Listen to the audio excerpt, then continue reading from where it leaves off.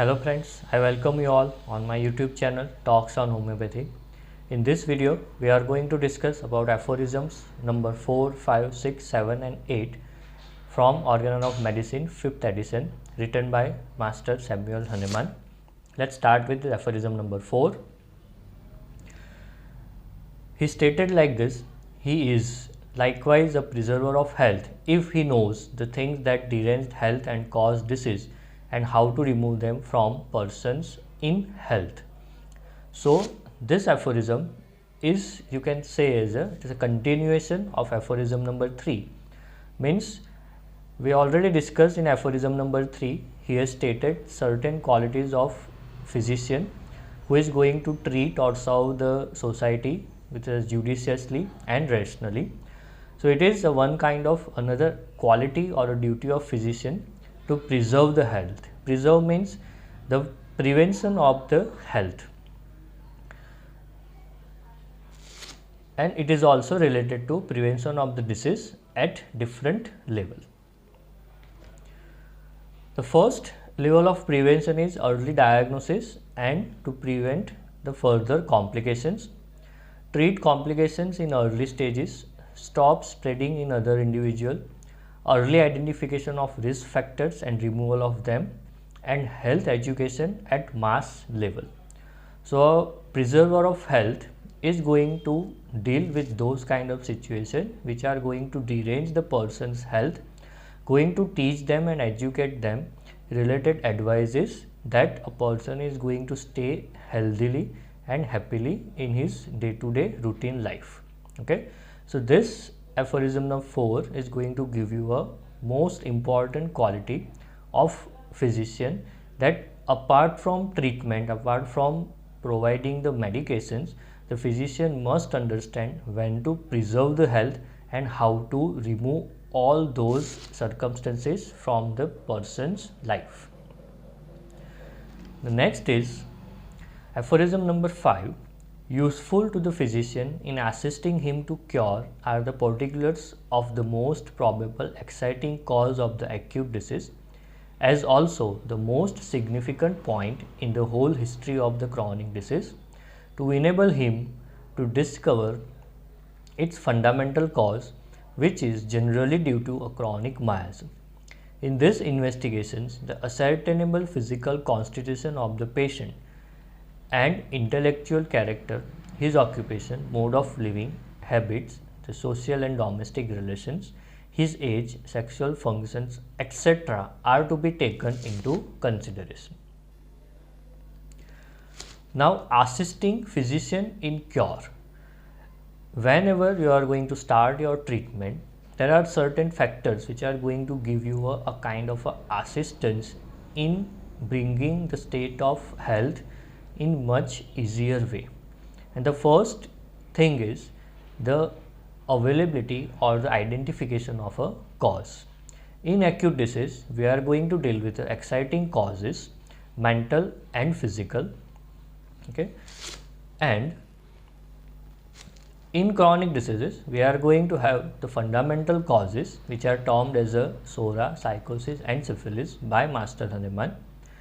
For those identification of the causative factors, we are going to consider certain basic factors of patient's life, and these are physical constitution of the patient, intellectual character, his occupation, the mode of living and habits, social and domestic relationship, age, sexual function, and the most important thing is stated, etc.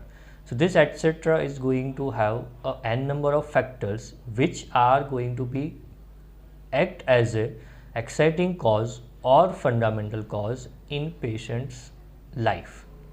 Okay, so when you are dealing with any case, you must find out those kind of causative factors are in background or not.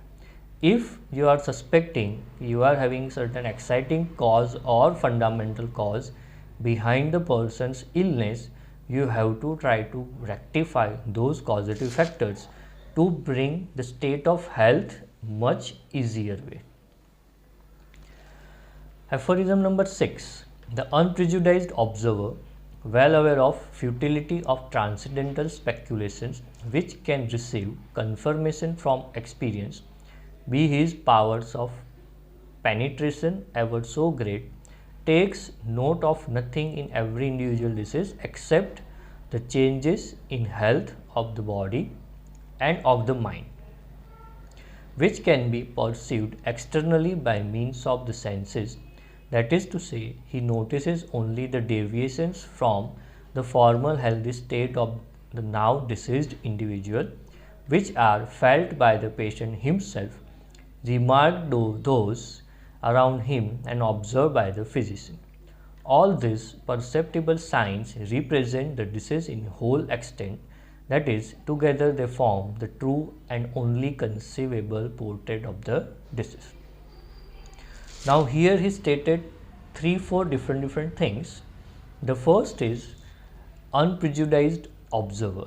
So here he is going to deal with two different terminology. The first is unprejudiced and the second is observer.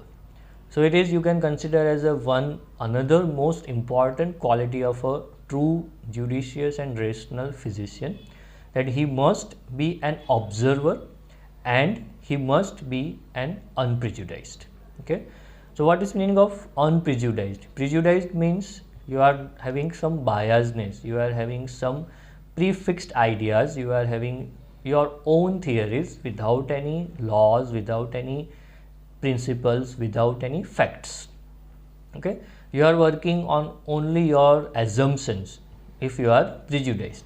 So physician must be an unprejudiced observer. Observer means you are going to observe, you are going to find out which kind of problem and which kind of diseases or sick person you are dealing with.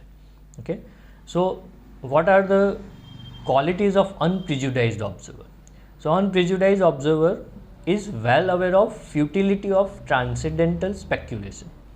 Means unprejudiced observer is well aware, is knowing that futility means the unwantedness or some kind of disadvantages of transcendental speculation. Transcendental means superficial, speculations means empty theories.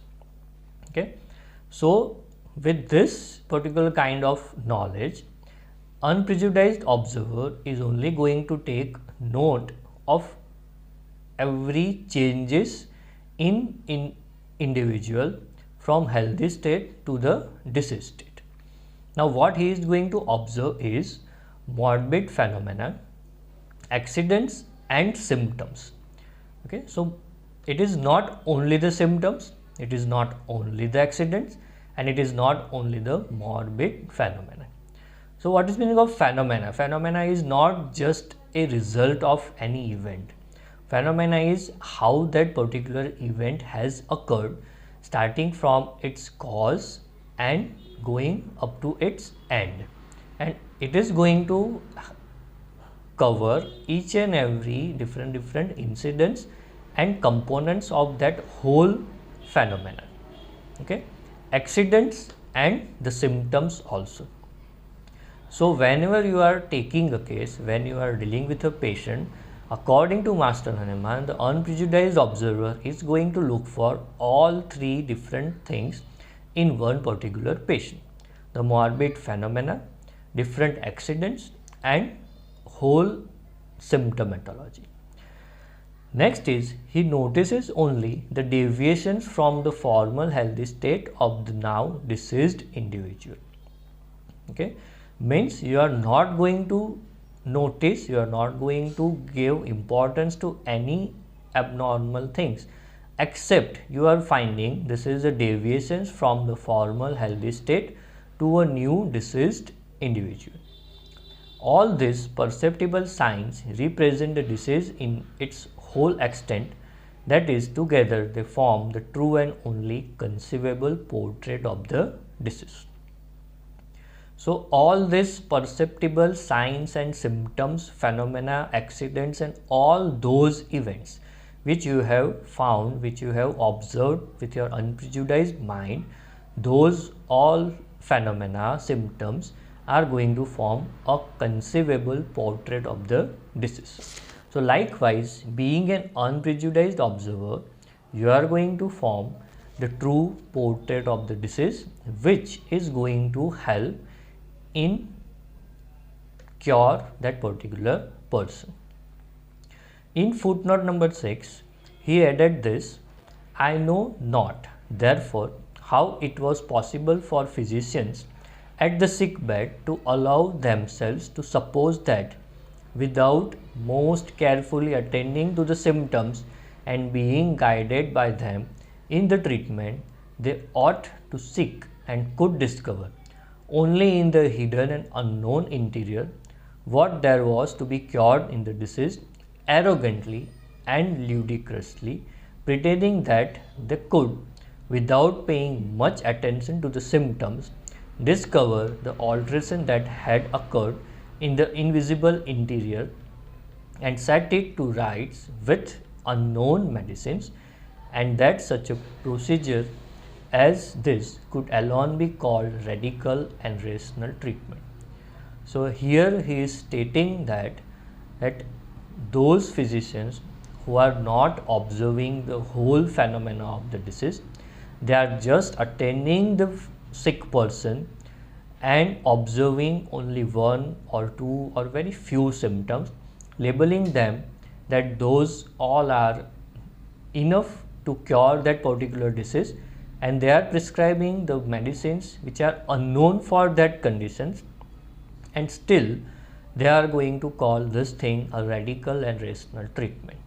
Okay, so he is stating that without taking the name of any peculiar or particular therapeutic branch, okay, without the giving any clear guidance, he is stating that the physician who is doing this kind of activity in any therapeutic branch of medical science, okay, those are not giving a cure to the patient, but they are just pretending to giving or providing the cure, and they are explaining this thing very arrogantly and very ludicrously that we are doing this thing to help the mankind, and we are providing the radical and rational treatment, which is not a good thing. In continuation, is not then that which is cognizable by the senses in disease through the phenomena it display, the disease itself in the eyes of the physician, since he never can see the spiritual being that produces the disease, the vital force, nor is it necessary that he should see, but only that he should ascertain its morbid actions, in order that he may thereby be enabled to cure the disease.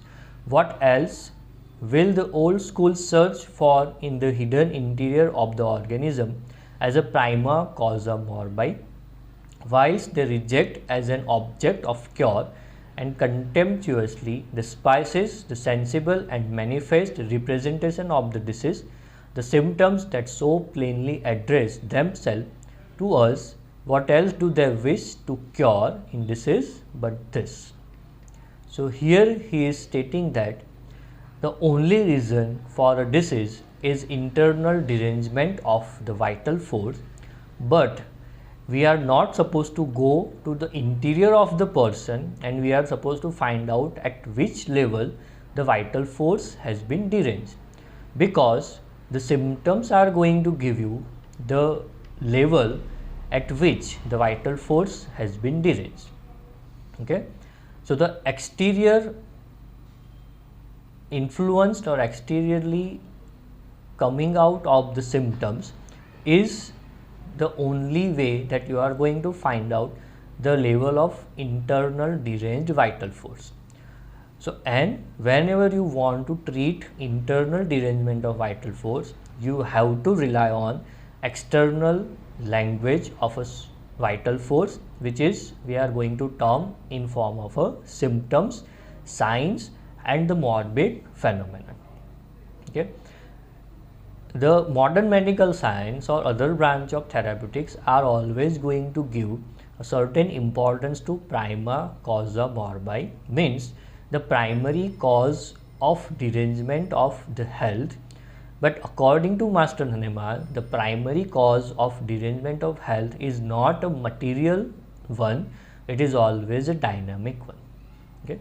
So whenever you are going to concentrate your mind, your intellectual on the symptoms and the whole disease phenomena, you are going to concentrate your mind and intellectual on the deranged vital force only. And except this, no one wants anything to treat or to cure any disease. So how to portray the disease? Okay, how we are going to form a true picture of the disease? So from the aphorism number 6, this thing is, find out the derangement of spiritual vital force through the morbid phenomena, accidents and symptoms of an individual. Look for the signs and symptoms. Don't just explain superficial phenomena of the disease. Don't just look for superficial symptoms with your some speculations or some kind of assumptions. Find out what is wrong inside the person with the help of all these external signs and symptoms and the phenomena also. The primary cause of the disease is always the derangement of vital force and not any material entity. So portrait of the disease is going to have 3 different components: the phenomena, the symptoms, signs, accidents, and all the things which are available in the patient at the time of their consulting you. Next aphorism is aphorism number 7. Now, as in a disease from which no manifest exciting or maintaining cause has to be removed, we can perceive nothing but the morbid symptoms. It must be the symptoms alone by which the disease demands and points to the remedy suited to relieve it, and moreover the totality of this its symptoms. Now here Master Hahnemann has explained 2 different terminology or 2 different guidelines related to your treatment part. The first is the availability and the identification of exciting and maintaining causes. Maintaining cause are termed as a causa occasionalis in this aphorism.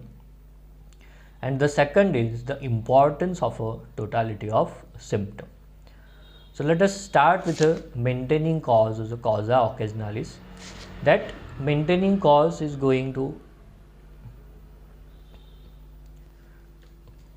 responsible for maintaining the disease, and exciting causes are the causes which are excites the disease phenomena.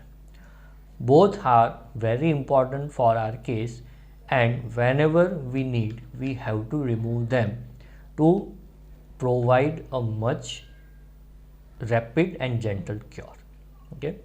Now after the exciting and maintaining cause, the most important stuff to treat or cure according to homeopathic philosophy is the formation of a totality of symptom.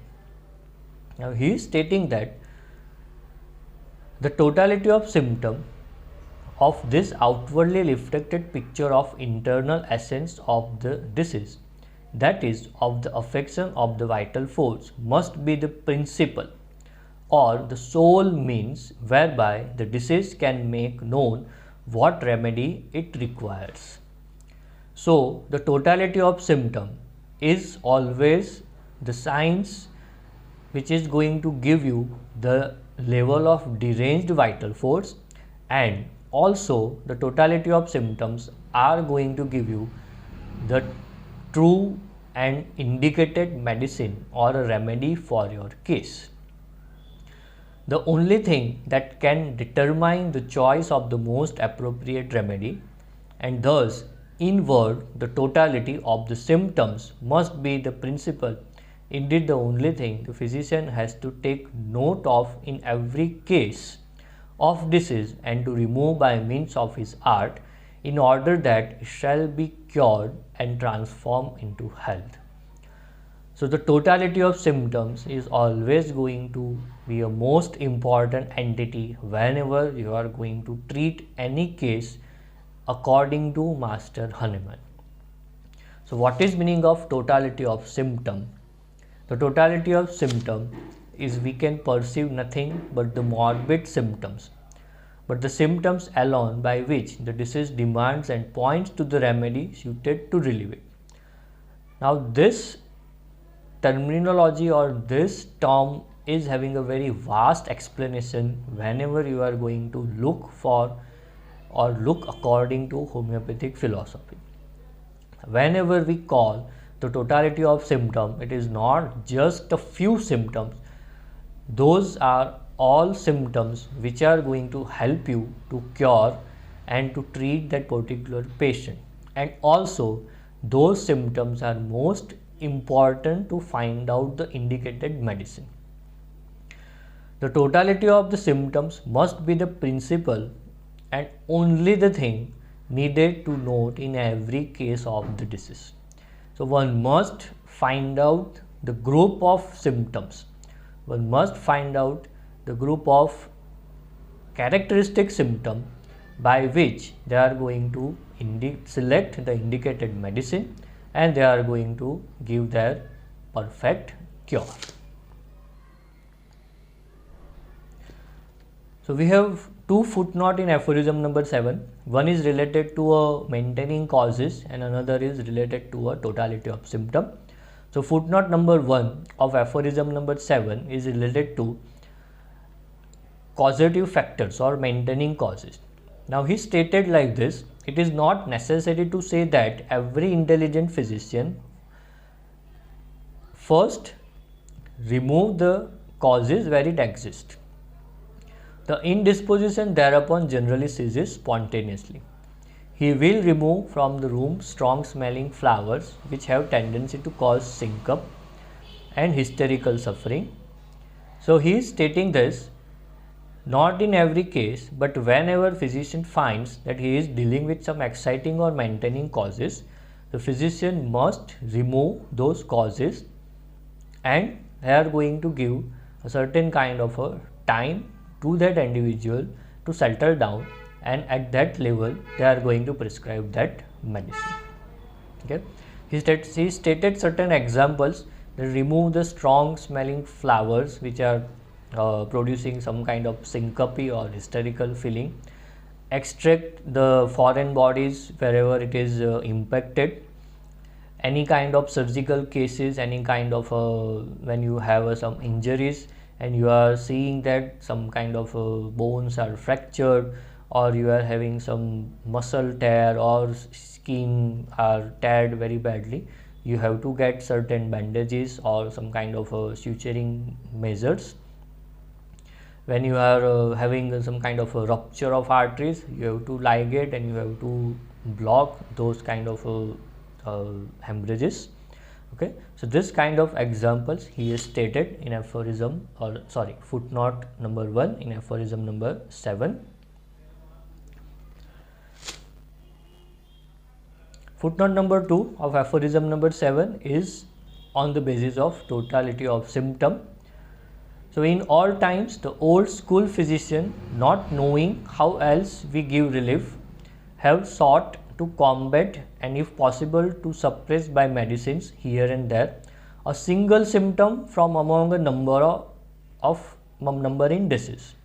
A one-sided procedure which under the name of symptomatic treatment has just excited universal contempt, because by it not only was nothing gained but much harm was inflicted. A single one of the symptoms present is no more the disease itself than a single foot in the man itself. This procedure was so much the more reprehensible that such a single symptom was only treated by antagonistic remedy, therefore only in an enantiopathy and palliative manner, where after a slight alleviation it was subsequently only rendered all the worse. So In contrast to totality of symptom or treatment on the basis of holistic approach, he is stating over here the treatment based on only one symptom or a few symptoms. There are certain kind of practices where the physician are treating the only principal symptoms, one or two symptoms, by not observing, by bypassing all the other disease phenomena and signs and symptoms. Those kind of medical treatments are termed as enantiopathy, antagonistic treatment, or palliative kind of a therapeutic measure, also known as a antipathic mode of treatment. So what happens when you treat only one or two symptoms in a person? So when you treat or when you give medicine for only few principal symptoms, the patient will feel better in the initial stage of treatment, but after that the patient is going to suffer with more aggravation of the whole disease. And that's why Master Hahnemann has always opposed this kind of treatment, which is always treating the only few symptoms and not the whole of the patient or a sick person. So always look for the totality of symptom. Never treat only one or two symptoms at a time.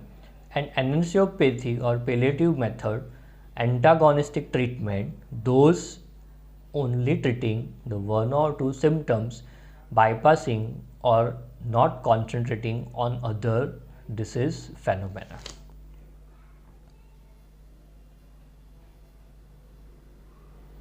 Now after the aphorism number 7, when he stated the importance of a totality of symptom, the whole picture of a disease, portrait of the disease, next is he is going to explain this few very important lines. So it is not conceivable, nor can it be proved by any experience in the world, that after removal of the symptoms of the disease and of the entire collection of the perceptible phenomena, there should or could remain anything else besides health, or that the morbid alteration in the interior could remain uneradicated. So what he is stating over here is, it is not conceivable, and also it is not proved by any experience. What conceivable means? No one is going to believe, and no one has tried to prove this thing by experience, that removal of symptoms of the disease and entire collection of the perceptible phenomena. Okay, now mark this thing very clearly, that we are talking over here is the symptoms with the whole phenomena of the disease, which is perceptible. If you remove the symptoms and the whole phenomena of the disease from a person, what it remains is only the health and nothing else. The no morbid phenomena you are going to term without any kind of a presence of a symptoms. Okay, so the removal of the symptoms is termed as a removal of the disease, because the symptoms and the disease phenomena is the language of a internal deranged vital force. And when you say internal deranged vital force, we are summarize it with a one particular word which we call as a dis-ease or a sick person. Okay, we are not treating the disease, we are treating the sick person, that we already discussed in aphorism number 1st and 2nd. That's why when we are going to remove the whole phenomena of the disease with its perceptible signs and symptoms, we can term that we had removed all the disease phenomena, or we had bring the state of health and we remove the state of sickness. Okay, now he stated this one criticism by Hahnemann in footnote of aphorism number 8. that when patient has been cured of his disease by a true physician in such a manner that no trace of the disease, no morbid symptom remains, and all the signs of health have permanently returned, how can anyone, without offering an insult to common sense, affirm that in such an individual the whole bodily disease still remains in the interior? And yet the chief of the old school, Hufland, assert this in the following words: homeopathy can remove the symptoms, but the disease remains. So here he is stating one criticism by Hufland also, and he is clearly explaining his point to consider the importance of totality of symptoms and removal of a totality of symptom. Now he always stated that we must provide a radical cure, a rational cure. He stated that how we are going to look for a sick person and what we need to treat any disease. The only summarized part is that we are going to form a totality of symptom. The totality of symptom, I am again going to state this, it is not only the symptoms, but it is a disease phenomena, the accidents, the morbid signs and symptoms, and all the things which are presented and responsible for the derangement of the vital force. Okay. So when you treat or when you remove those whole phenomena, every sign and symptoms, and at last when you are judging your treatment part, when you are taking your follow-ups and you are finding that no traces of symptoms are remain in your patient, no morbid sign and symptoms are there, and the most important thing, all the signs of his previous health has been returned, and the patient is saying, you are observing this thing, so you can term this that patient is now free from any sickness. So and the state of health has been achieved again. Okay, so no one says that, or no one claim that, no one can claim that homeopathy only removes the symptoms but the disease remains. Okay, we are not removing the symptoms. I am again going to stating, or I am again going to trace out this particular thing. It is very important thing. The person who is believing we are working on a symptoms, but they are not understanding that we are not working on a symptoms. We are working on a holistic approach of symptomatology, disease phenomena, and every aspect of that sick individual, not only the disease. And that's why the disease is never going to remain if homeopathic treatment is based on that understanding and principle. Further, he added in same footnote, this he maintains partly from mortification at the progress made by homeopathy to the benefit of mankind, partly because he still holds thoroughly material notions respecting disease, which he is still unable to regard as a state of being of organism, wherein it is dynamically altered by the morbidly deranged vital force, as an altered state of health. But he views the disease as a something material which after the cure is completed may still remain lurking in some corner in interior of the body, in order someday during the most vigorous health to burst forth at its pleasure with its material presence. So dreadful is still the blindness of the old pathology. No wonder that it could only produce a system of therapeutics which is solely occupied with scoring out the poor patient. Okay, so he is stating this, if you are having some doubts in homeopathy, you are still believing that the homeopathy is doing some benefits, but you are not going to believe, and you still have certain notions towards the modern concept of diseases, then and then you are going to not believe that derangement of vital force is only the responsible factor, and we have to treat the deranged state of vital force and not one or two symptoms only. Those physicians who are still ignoring the science of homeopathy and laws and principles of homeopathy, they are still doing a kind of a contempt act, and they are still deranging the health of an individual by not knowing what they must perceive and what they must serve to the humankind. Okay, they are still deranging the health of a poor patients. Poor means in a sense of the internal energy, internal health, immunity, whatever you want to say, and they are still not aware what they are going to offer in later stage of their treatment. Still, we must understand the holistic approach of every sick person, and we must try to provide the radical treatment and not the fraction of the treatment.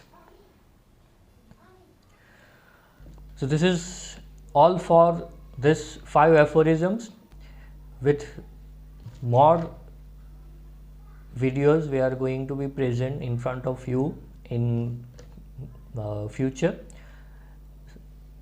Videos related to those topics, you can visit my blog or YouTube channel.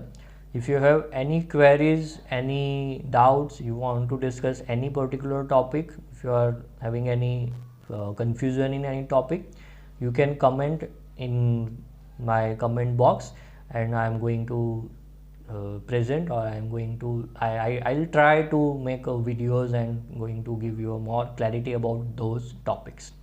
Thank you for watching this video. Take care. Thank you.